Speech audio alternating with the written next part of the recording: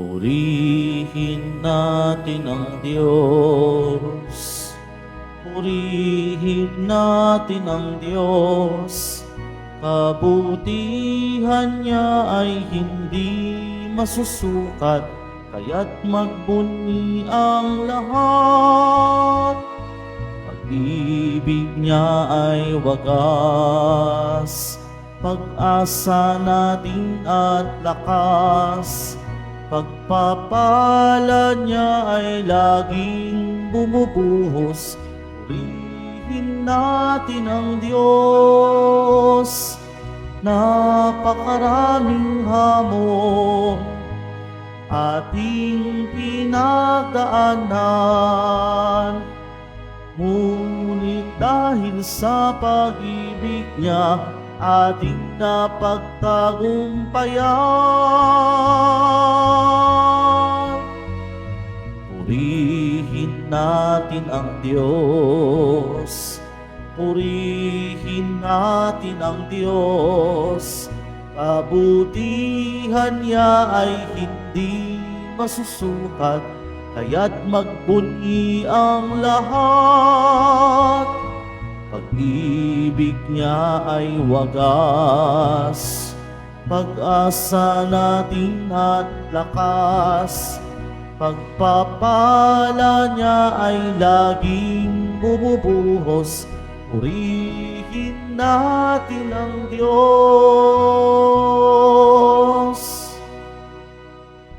Sa ngalan ng Ama at ng Anak at ng Espiritu Santo. Amen. Sumainyo ang Panginoon. At sumairi. Mga kapatid, tinipon tayo bilang kaanib ng angka ng Diyos. Kaya dumulog tayo sa mawaing Panginoon nagpapatawad ng lubos. Sinugong tagapagpagaling sa mga nagsisisi, Panginoon, kaawaan mo kami. Panginoon, kaawaan mo kami. Dumating na tagapag-aniyayang mga makasalanan ay magsisi.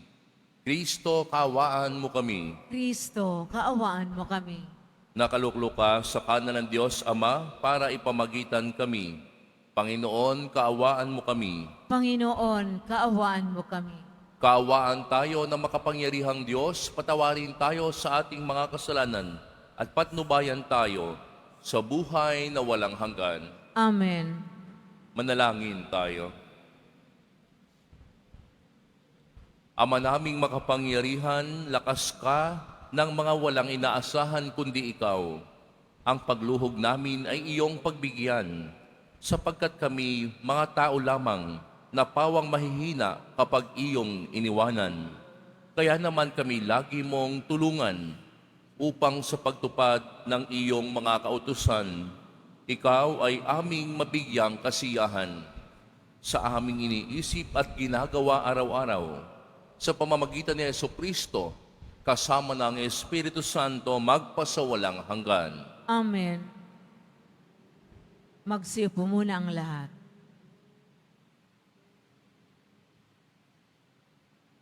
Pagbasa mula sa ikalawang sulat ni Apostol San Pablo sa mga taga-Korinto.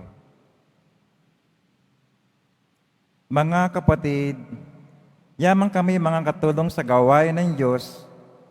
Pinamanhik namin sa inyo, huwag ninyong sayangin ang pagkakataong binibigay sa atin ng Diyos, sapagkat sinasabi niya, sa kaulang panahon ay pinakinggan kita. Sa araw ng pagliligtas, sinaklolohan kita. Tingnan ninyo, ngayon na ang panahong nararapat, ngayon ang araw ng pagliligtas. Iniwasan ko makagawa ng anumang ipagdaramdam ninuman upang hindi mapulaan ang aking paglilingkod. Sa halip, pinakikilala ko sa lahat ng paraan na ako'y lingkod ng Diyos sa pagtitiis ng kahirapan, kapighatian, at mga kagipitan. Ako'y hinagupit, ibinilanggo, at binugbog. Naranasan ko ang magtrabaho ng labis, ang di matulog magdamag, ang di kumain ng lang araw. Pinakilala kong ako'y lingkod ng Diyos sa pamamagitan ng malinis na pamumuhay, kaalaman, pagpapahinuhod, kabutihang loob, ganoon din sa pamamagitan ng Espiritu Santo, tapat na pag-ibig, tapat na pananalita at kapangyarihan ng Diyos. Ang katwiran ng isyakong sandatang panlaban at pananggalang, naranasan kong parangalan at siraang puri, laitin at papurihan. Ako'y tinuring na sinungaling, gayong katotohanan ng aking sinasabi. Ako'y tinuring na di dakila kahit kilalang kilala. Halos pamatay na, ngunit malakas na malakas. Kahit ako'y pinarurusahan, hindi ako namamatay. Inaring hapis na hapis, gayon may laging nagagalak, mukhang mahirap, ngunit nagpapayaman sa marami. Waring walang-wala, ngunit akin ang lahat.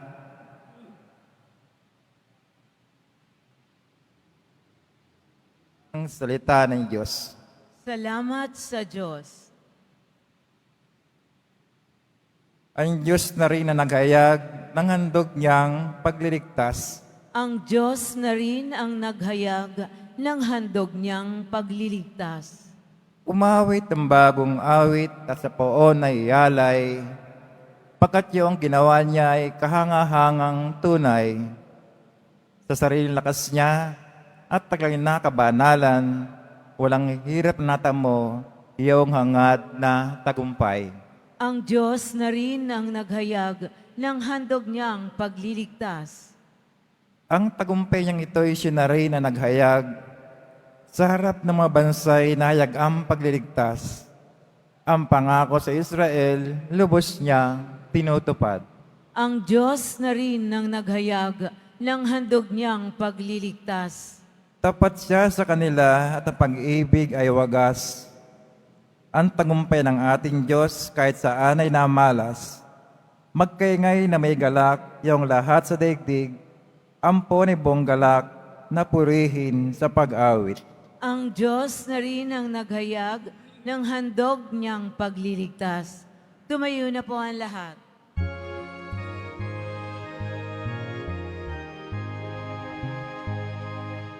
Alleluia, Alleluia, Alleluia,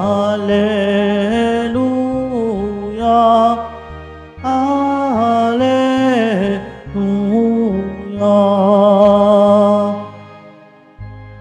Ang salita mo'y liwanag, tanglaw sa aking paglakad, sa paghakbang sa iyong landas. Alleluia, Alleluia, Alleluia, Alleluia.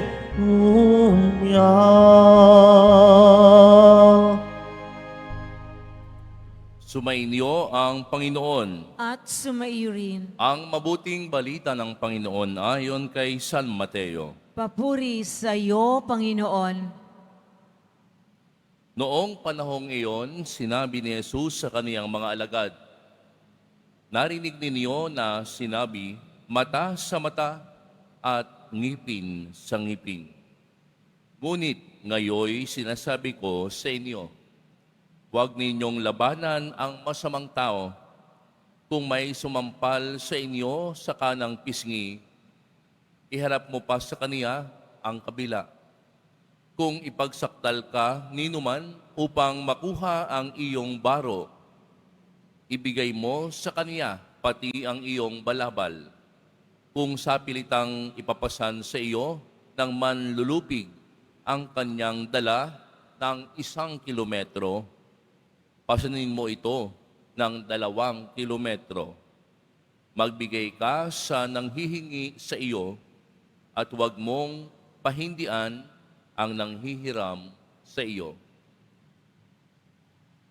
Ang mabuting balita ng Panginoon. Pinupuri ka namin, Panginoong Heso Kristo. Magsiupo muna po tayo. Magandang umaga po sa inyong lahat.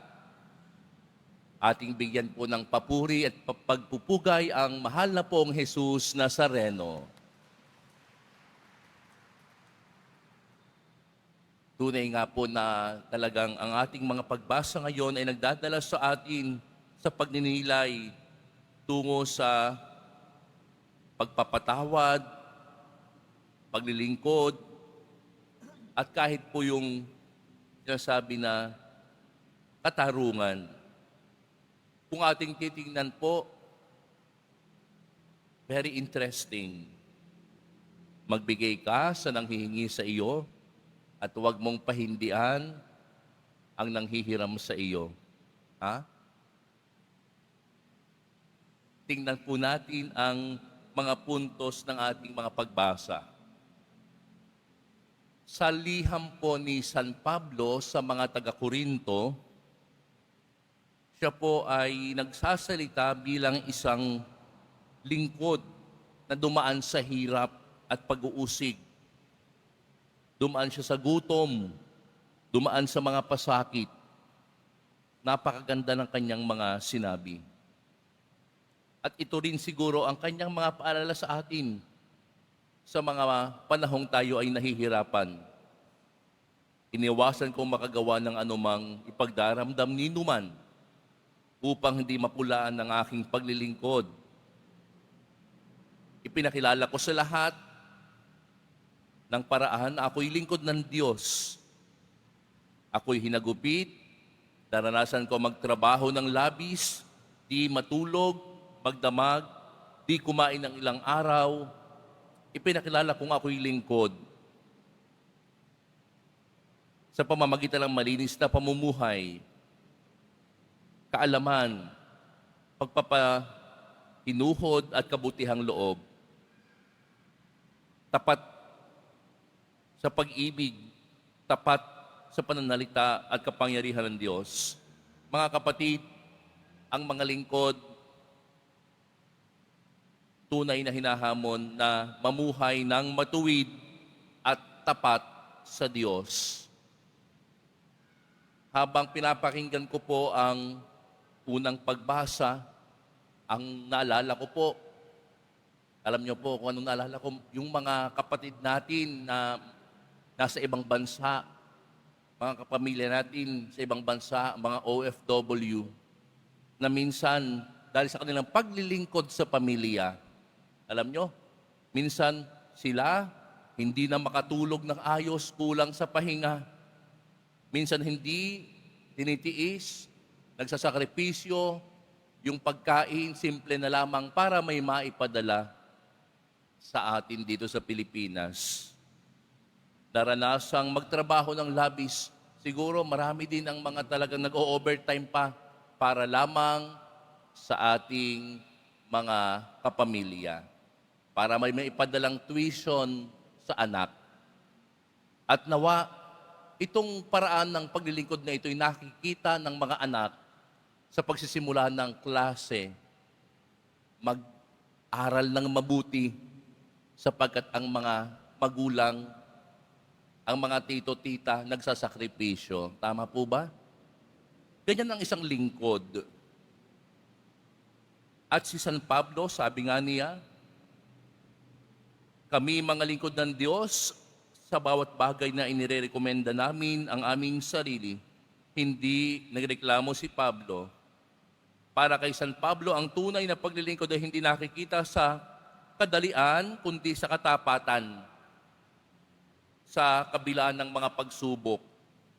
Ito'y magandang paalala sa atin na ngayon ang panahon na ukol, ngayon ang panahon ng kaligtasan, hindi bukas, hindi kapag maganda ang kalagayan, hindi kapag maganda ang pagkakataon, ngayon na. Sa gitna ng hirap, ngayon na ang panahon para mahalin ang Diyos, para maglingkod sa Diyos, para mahalin ang kapwa. Ngayon na. At sa Ebanghelyo, mga kapatid, ipinagpapatuloy ni Jesus ang kanyang sermon sa bundok. At muli, ang kanyang mga pananalita ay nakagugulat. Sinasabi ni Jesus, narinig ninyo ang sinabi, mata sa mata, ngipin sa ngipin. Ngunit sinasabi ko sa inyo, huwag ninyong labanan ng masamang tao. Hindi ibig sabihin nito na tayo ay magpapaapi na lamang, mananahimik kapag mali sa harap ng kasamaan. Sa halip, ano pong tinuturo ni Jesus dito? Nalabanan ang kasamaan sa isang mas makapangyarihang paraan. Ang paraan ng pag-ibig. Kaya nga sinasabi po, when you face your enemy, conquer him with love. Pag-ibig. Ito rin ang ginawa niya sa krus. Hindi siya nagparusa, hindi siya bumawi. Sa halip, ang sinabi ni Jesus, Ama, patawarin mo sila. Hindi puwersa ang ginamit ni Jesus, kundi pagpapatawad. Kaya nga mga kapatid, sa panahon na ang kultura ng mundo, ang tinuturo ay gantihan. Ang tinuturo naman ni Jesus ay mahalan at kapayapaan. Bilang isang Kristiyano, tayo ay hinahamon ni Jesus na sundan ang daan ng pagmamahal at kapayapaan sa panahong hinaharap natin ang dahas, ang karahasan, ang mga pag-uusig. Panindigan kung ano ang tama at makadiyos. Sa mundong puno ng paghihiganti, tinatawagan tayo ni Jesus Nazareno na maging tanda ng kapayapaan. Katulad ni Pablo, matatag sa kabila ng pagsubok. Katulad ni Jesus Nazareno, magpatawad kahit nasasaktan. Sa pagpapatuloy ng ating banal na misa, hilingin natin sa Panginoong Jesus na tayo ay pagkalooban ng lakas. Lakas upang mapagtagumpayan ang mga pagsubok na daraanan natin sa araw na ito at sa linggong ito. Lakas upang manaig ang katapatan sa Diyos at pagpanig sa kapayapaan at pagmamahal sa kabila ng pagsubok at sakit. Mahal na poong Jesus Nazareno, kaawaan mo kami.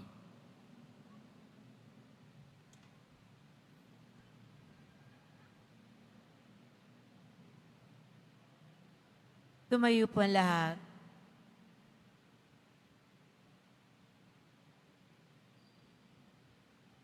Minamahal na mga kapatid, napakabuti sa atin ng ating mapagmahal na Ama. Manalangin tayo sa kaniyang mahabaging pag-ibig na nagbunsod ng ating mabuting pakikitungo sa ating kapwa. Ang ating tutugon, Ama, gawin mo kaming ganap sa iyong pag-ibig. Ama, gawin mo kaming ganap sa iyong pag-ibig. Bilang bayan ng Diyos, naway maisabuhay natin ang batas ng pag-ibig ni Kristo, manalangin tayo. Ama, gawin mo kaming ganap sa iyong pag-ibig. Ang ating mga kaaway, maging iyong mga nakasakit at nakagawa sa atin ng masama sa anumang paraan, naway mapatawad natin, Ama, manalangin tayo. Ama, gawin mo kaming ganap sa iyong pag-ibig. Atin nawang maiwasan ang pagkakahiwa-hiwalay at pagkamakasarili para maiwaksi ang kasamaan sa pamamagitan ng paggawa ng kabutihan, manalangin tayo. Ama, gawin mo kaming ganap sa iyong pag-ibig.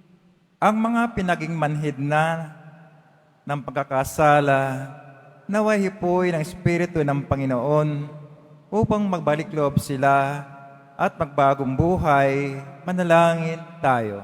Ama, gawin mo kaming ganap sa iyong pag-ibig. Ang ating mga mahal na yumao, naway ligtas na makaakay pauwi sa piling ni Kristo. Manalangin tayo. Ama, gawin mo kaming ganap sa iyong pag-ibig. Panginoon ng sambayanan, habang aming itinataas ang mga panalangin ito, tulungan mo kaming magkakasamang lumago at mapaglabanan ang pagkakaaway-away at hindi pagkakasundo. Hinihiling namin ito sa pamamagitan ni Kristong aming Panginoon. Amen. Magsiupo ang lahat.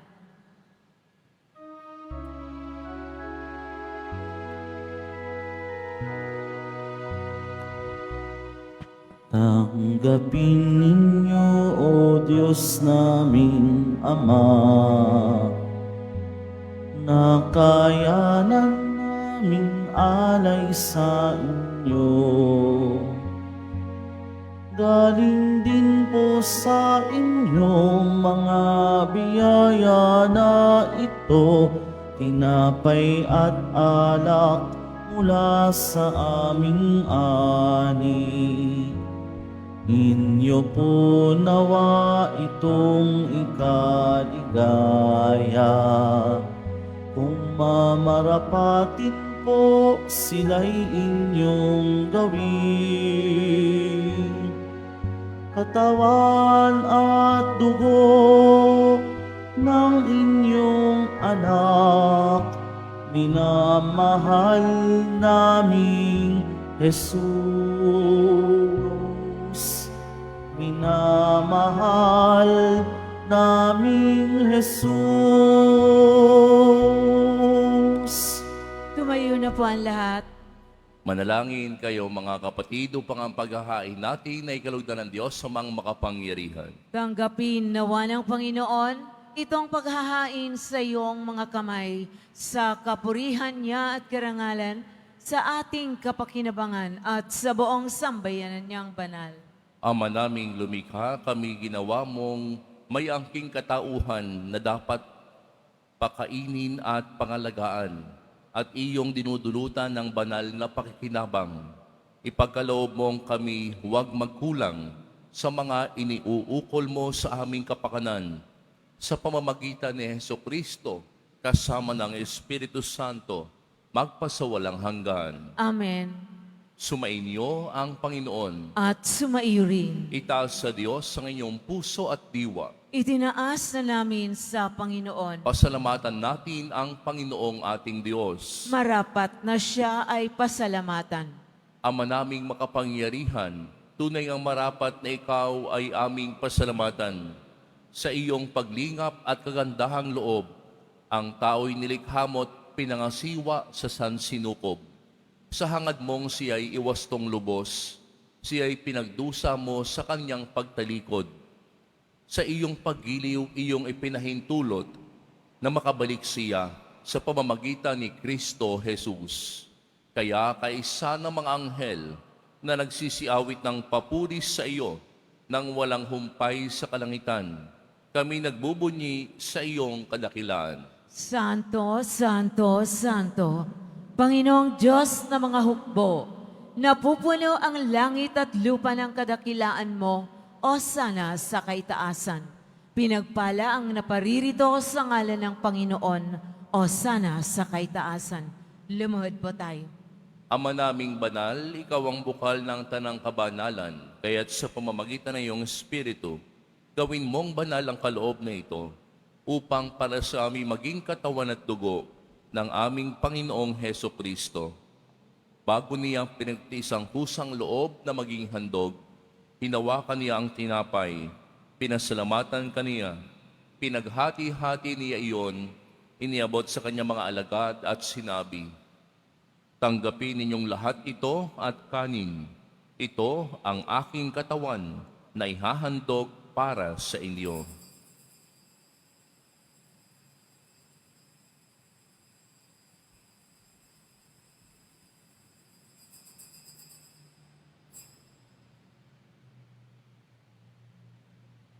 Gayon din naman nung matapos ang hapunan, hinawakan niya ang kalis, muli kaniyang pinasalamatan. Iniabot niya ang kalis sa kanyang mga alagad at sinabi, "Tanggapin ninyong lahat ito at inumin. Ito ang kalis ng aking dugo, ng bago at walang hanggang tipan. Ang aking dugo na ibubuhos para sa inyo at para sa lahat sa ikapagpapatawad ng mga kasalanan. Gawin ninyo ito sa pag-alala sa akin."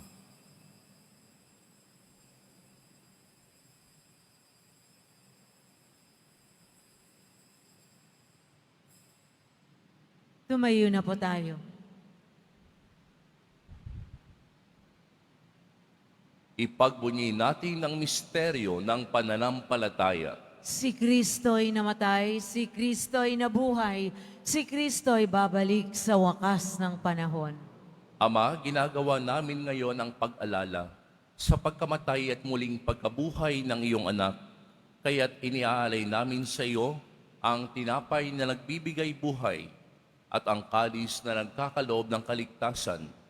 Kami nagpapasalamat dahil kami iyong minarapat na tumayo sa harap mo para maglingkod sa iyo. Isinasamo namin kaming magsasalo-salo sa katawan at dugo ni Kristo ay mabuklod sa pagkakaisa sa pamamagitan ng Espiritu Santo. Ama, lingapin mo ang iyong simbahang laganap sa buong daigdig. Puspusin mo kami sa pag-ibig, kaisa ni Leon na aming Papa, at ni Jose na aming Obispo at ng Tanang Kaparian. Alalahanin mo rin ang mga kapatid naming nahimlay, nang may pag-asang sila'y muling mabubuhay. Gayon din ang lahat ng mga pumanaw, kaawaan mo sila at patuloyin sa iyong kaliwanagan. Kaawaan mo at pagindapatin kaming lahat na makasalo sa iyong buhay na walang wakas.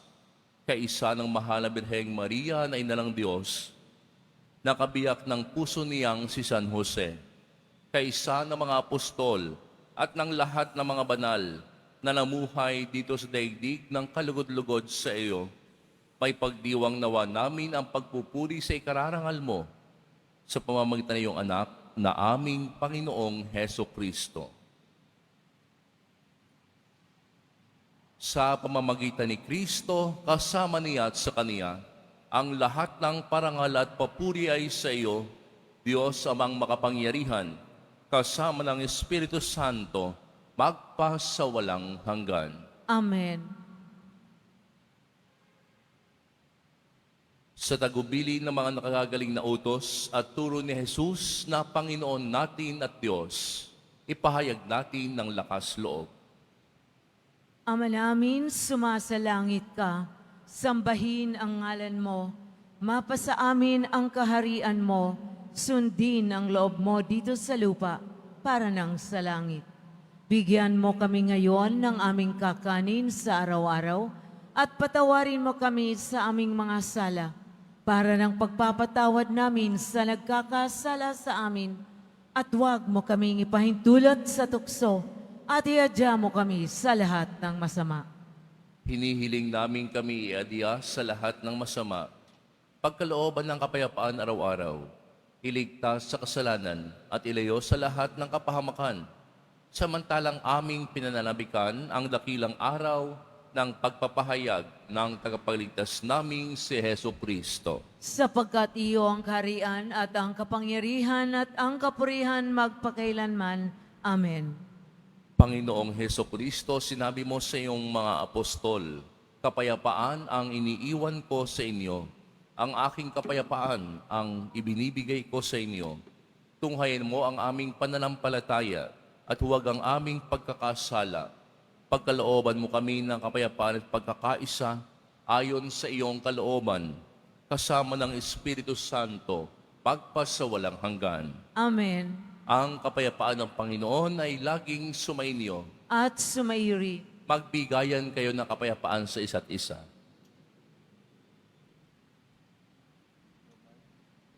Kordero ng Diyos na nag-aalis ng mga kasalanan ng sanlibutan, maawa ka sa amin. Kordero ng Diyos na nag-aalis ng mga kasalanan ng sanlibutan, maawa ka sa amin. Kordero ng Diyos na nag-aalis ng mga kasalanan ng sanlibutan, ipagkaloob mo sa amin ang kapayapaan. Lumuhod po tayo.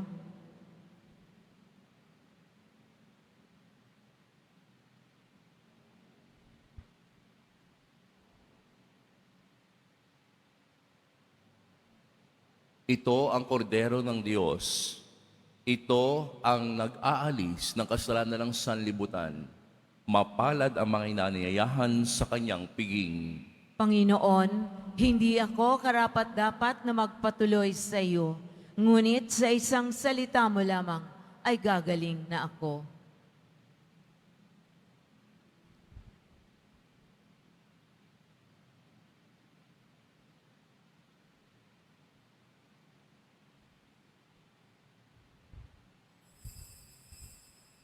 Para sa lahat ng tatanggap ng banal na komunyon, sasagot po tayo ng amen pagkasabi ng pari o ng lay minister ng katawan ni Kristo at isubo agad sa bibig bago umalis sa harapan ng pari o lay minister. Sumunod po tayo.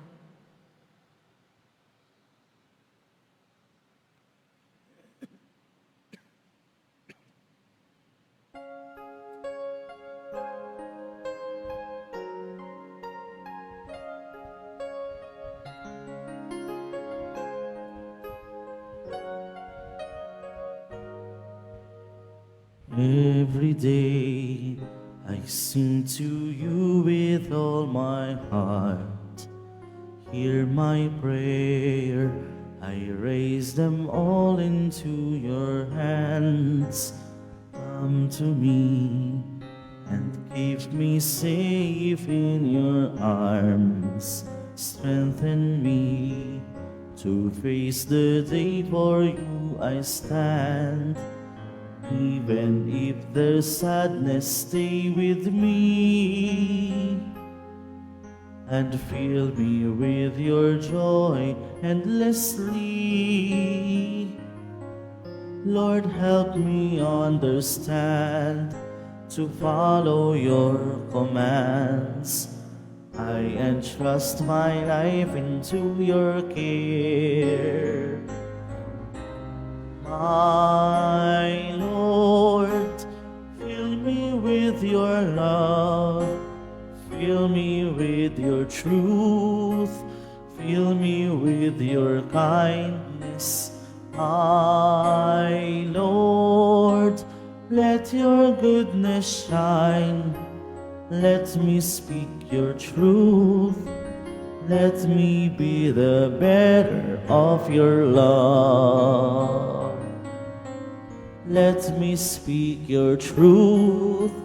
Let me be the bearer of your love.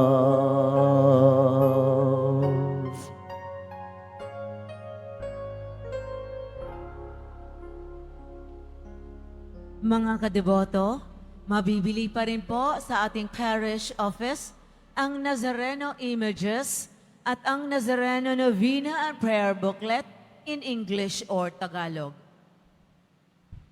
Sa darating na June 21, 2025, Sabado, magkakaroon po tayo ng biniyagang bayan para sa mga batang 0 to 7 years old, handog sa kapistahan ng kapanganakan ni San Juan Bautista.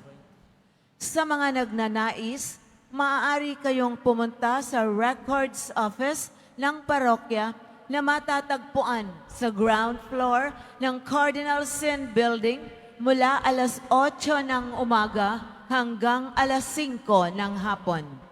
Para sa mga katanungan at detalye, maaari kayong mag-message o pumunta sa Facebook page ng parokya. Ang huling pagpapatala o pagpapalista ay sa June 18, 2025, Miyerkules. Pagkatapos ng misa, wiwisikan po ang lahat ng banal na tubig. Pinakikiusapan ng lahat na manatili lamang muna sa inyong mga lugar. Sa Quezon Boulevard o sa Plaza San Juan lamang ang labasan ng lahat. Sumunod po tayo. Maraming salamat po sa inyong pagdalaw at pagsisimba sa Basilica Menor at Pambansang Dambana ni Jesus Nazareno.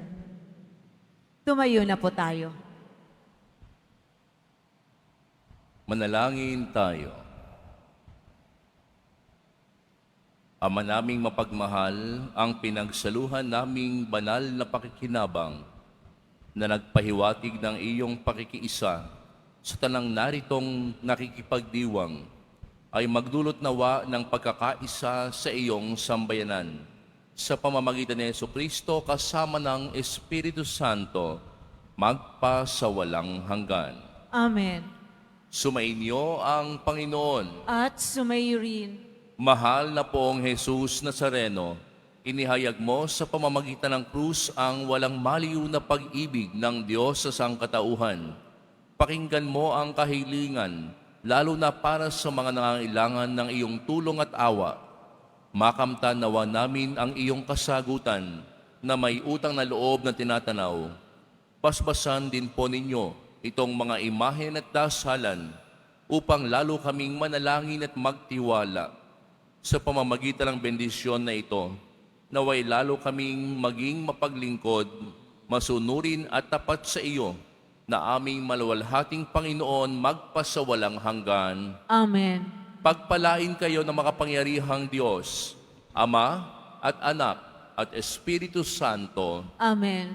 Humayo kayong taglay ang kapayapaan ng Poong Jesus Nazareno. Salamat sa Diyos.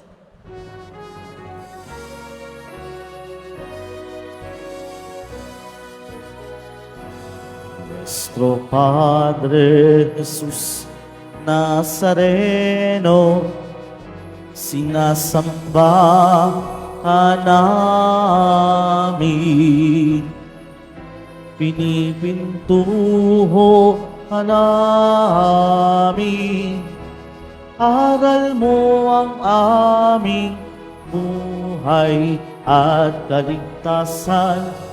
Nuestro Padre Jesús Nazareno, iligtas mo kami sa kasalanan.